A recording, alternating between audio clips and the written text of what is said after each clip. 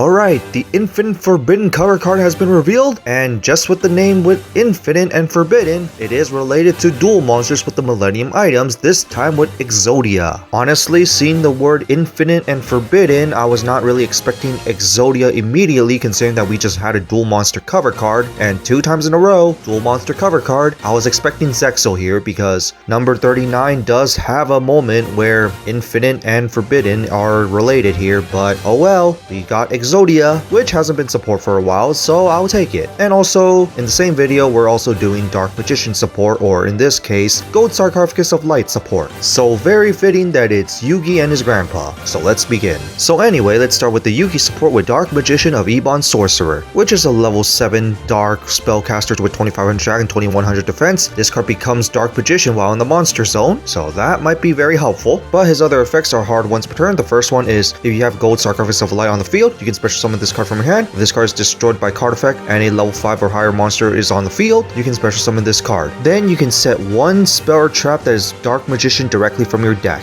This is basically a support card for Yugi playing in Dark-Sided Dimension. And I mean Yugi as Yugi and not Attempt. Honestly, the special summon part is pretty nice, especially when it's destroyed by card effect while you control a level 5 or higher monster on the field. But the other part where you have to set only Dark Magician cards can be a bit iffy if you're playing it in the Gold Sarcophagus of Light deck. But luckily, in some cases, both strategies can synergize with each other, but it is a bit awkward. But in that, I kind of like this card mainly for the fact that it's just Yugimoto as Yugimoto playing Dark Magician, and it synergizes with his synergized deck. In which we go to Dark Magic Mirror Force, which is the Dark Magician Mirror Force here, which is the normal trap, and its ability is that when your opponent declares an attack or opponent's monster effect is activated that would destroy a monster on the field, and a monster mentions Gold Sarcophagus of Light is on the field, the first time each monster you control that has Gold Sarcophagus of Light would be destroyed by battle or card effect for the turn. After this card is resolved, it's not destroyed, and destroy as many monsters your opponent controls in attack position. If you control Dark Magician, inflict another 500 points of damage for each monster destroyed. Basically, it's a dedicated mirror force for the deck, but also a little more restrictive, but also a little bit stronger as well, because it also inflicts burn to your opponent and protects your monsters. Pretty decent to run, I say.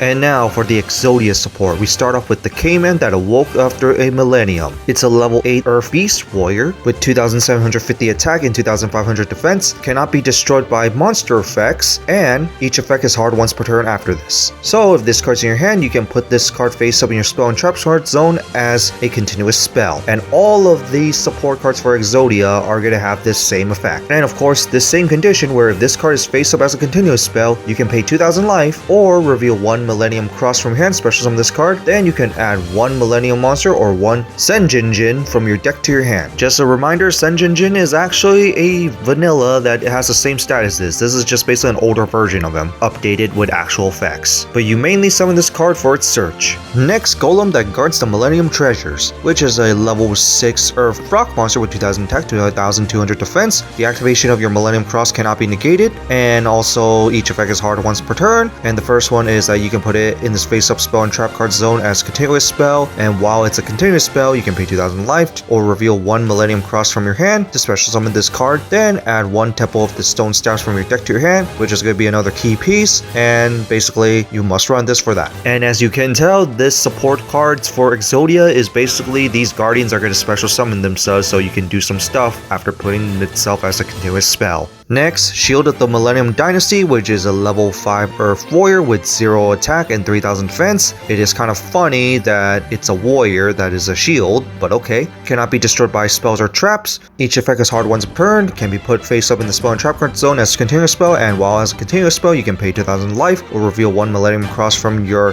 hand to special summon this card. Then you can add 1 Millennium Cross from your deck to your hand. I find it really funny that you could just reveal Millennium Cross to special summon itself and then just add another copy from your deck to your hand, but okay. But as you can tell, that Millennium Cross is going to be a very important card. In which we go to Millennium Moon Maiden, which is a level 4 Light Illusion monster with 1500 attack, 1300 defense. If this card battles a monster, neither can be destroyed by that battle. And then next few effects are hard once per turn. First off, of course, put in the spell and trap card zone as continuous spell, and if your opponent activates a card or effect while this card is a continuous spell, you can special summon this card, and if you do, your opponent cannot target level 5 or higher illusions and spellcaster monsters you control with card effects this turn. So basically it's a protective monster, which isn't too bad, especially with the new Exodia support. A lot of them are in fact higher than level 5. Too bad they're not all illusion or spellcasters, but of course Exodia is a spellcaster, so just keep that one in mind. And then we go to Millennium Fiend Reflection, which is a level 4 wind illusion monster with 1300 attack, 1400 defense. If this card battles a monster, neither can be destroyed by that battle. Next few effects are hard once per turn. If this card's in your hand, of course you can put it the spell and trap card zone as continuous spell. If your opponent activates a card or effect while this card is as a continuous spell, you can special summon this card, then you gain life points equal to half the attack of one monster on the field. And keep in mind, this does not target, so meaning you can override those cannot be targeted by card effect abilities. And in fact, Exodia itself is going to get a lot of attacks, so you will get quite a bit of life here. Although the condition wise is just okay.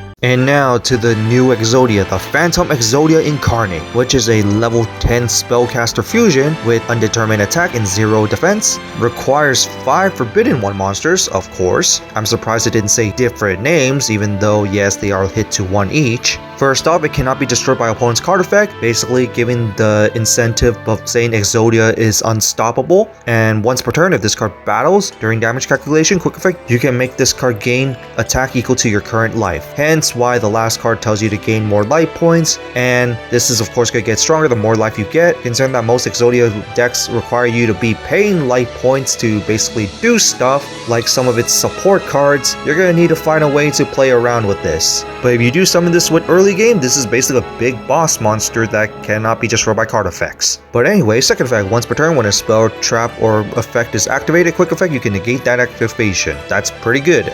Single negate once per turn. Third effect, once per turn during the end phase, you can set 1 Exodal, spell or trap, or 1 Obliterate directly from your deck, which is of course going to be another really good card. And then once per turn during your standby phase, you lose 1000 life mandatory. And of course this third effect is basically you have to give up your life to control such a powerful beast. Overall, it's a pretty cool concept. It's basically an incentive where it costs your life, and depending on how much life you have, the stronger Exodia is. In a way, it reminds me of the moment of Exodia versus Zork because of Shinmon. And that single card effect negate once per turn is pretty cool as well. And also sets up your plays with the end phase effect, but overall pretty cool. And now to the spells. Our first card is the most important card of the deck, Millennium Cross. It's a normal spell and you take 5 forbidden monster cards from your hand, deck, and or face-up cards on the field, reveal them, and then special summon 1, the Phantom Exodia Incarnate from your extra deck, then shuffle any face-up monsters you control to the deck, except the Exodia monster cards, whose level is 10 or higher, along with your Senjinjin and Millennium monster cards. But you cannot special summon monsters for the rest of the turn, and after you activate this card, shuffle this card into the deck instead of sending it to the graveyard. So basically it's your fusion card to summon your Exodia, or in this case it's the Millennium Key to release the seal. And it's also nice that you can shuffle this card back to the deck, making it much more searchable and much more likely for you to redraw it again because you might need that. Next, Temple of the Stone Slabs, which is a field spell, and during your main phase, you can place 1 monster from your hand face up to your spell and trap card zone as a continuous spell, which is of course going to be one of its support cards. Then, you can place 1 Millennium monster or 1 Senjinjin from your deck face up to your spell and trap card zone as continuous spell. You're not going to put the Senjinjin, but the Millennium monster is going to be very helpful. You can only use this effect hard once per turn. Of course, this is pretty good to help you with your setup and also searches basically. But the second effect, if a face-up Millennium monster and or Senjinjin you control is destroyed by battle or card effect, you can place it to face up in your spell and trap card zone instead. Very helpful because in a way you're going to be looping the monsters around thanks to this field spell. Your monster gets destroyed and then they just go back to the continuous spell where they could reactivate their effects again. As long as it's not Senjinjin. I don't know why Senjinjin is really there other than for basically an updated old monster. But of course this is a must play. Next, Exodal Blaze, which is of course the attack name, one of them. It's a quick play spell, and its effect is that 1 level 10 or higher monster you control that is Exodia gets these effects. You can pay half your life points to destroy as many spells and traps as possible, then equip 2 forbidden monsters from your hand and or deck to this card. For each equip card, this card gets plus 2000 attack and cannot activate other cards and effects during the rest of the turn. So depending on some scenarios, you can end up paying half your life points, which might be a lot anyway, to give it 4,000 attack, along with a spell and trap nuke. Now, the only issue with the spell and trap nuke is that you can end up destroying your own stuff, but luckily they have some protection effects, so it isn't entirely too bad. But the second effect is that if this card attacks a defense position monster, inflict piercing damage to your opponent, which is of course going to be obliterating your opponent.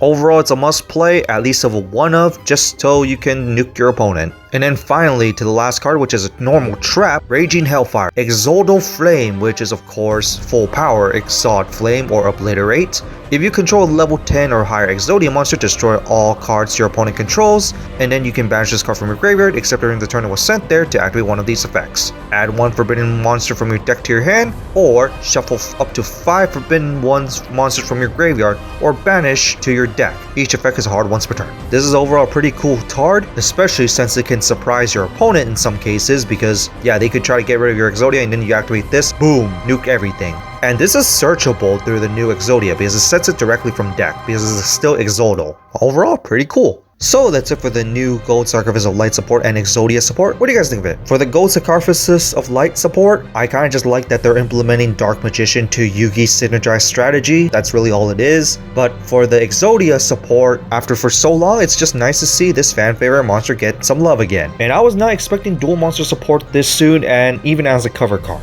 I was expecting number 39 to be this cover card, but oh well, it's another undersupported archetype or something that hasn't been supported for so long, so I'll take it. And I really like the concept here, using your life to give Exodia strength, which basically relates to the anime moment of Shimon using Exodia. And I really love that they're playing around with it. But in that, it's just cool to see, and I'm kinda glad that they decided to do this. And like usual, I hope they do more of this. But in that, that's for this, and see you all next time.